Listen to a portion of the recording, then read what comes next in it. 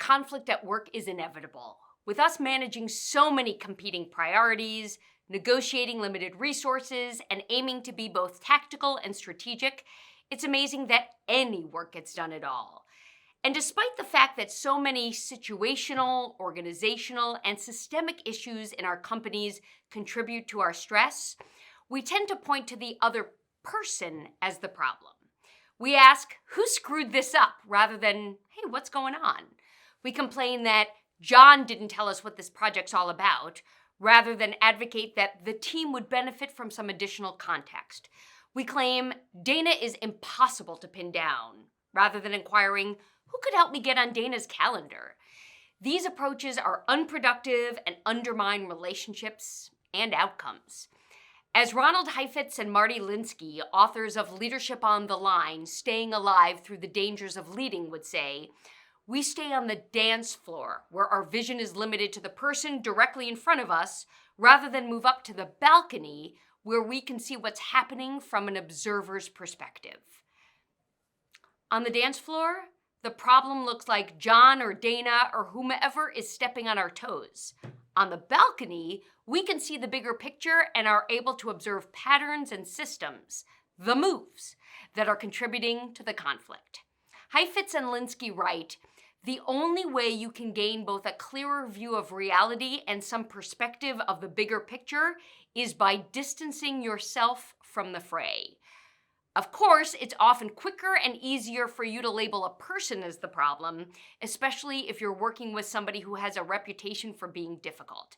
That being said, it will likely be quicker and easier for them to label you as the problem too. And then where are you? Stuck on the dance floor, stepping on each other's toes. Or you could take a step up to the balcony, perhaps even together, to see if you can get some big picture perspective. Here are some common balcony observations that you might notice about what's happening on the dance floor instead of blaming someone for stepping on your toes, and what to say to bring it up. Download the attached worksheet to help you follow along and decide what conversations you might need to have. I think we need to clarify who is responsible, who is accountable, who else should be involved, consulted, or informed, what a successful outcome should look like, how this project fits into the bigger picture, what resources are available to me, what the risks are, what we can learn from past experiences doing something similar, how much autonomy we have, who we can ask for help.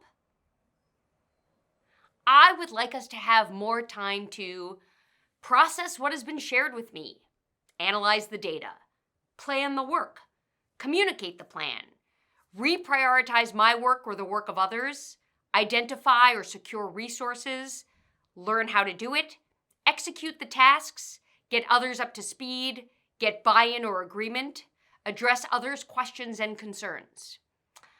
I notice we could improve our ability to manage and communicate expectations clearly, negotiate competing priorities, set and maintain boundaries, communicate more regularly, discuss progress. I'm having a hard time managing my stress level, getting on your calendar, advocating for what I need, saying no.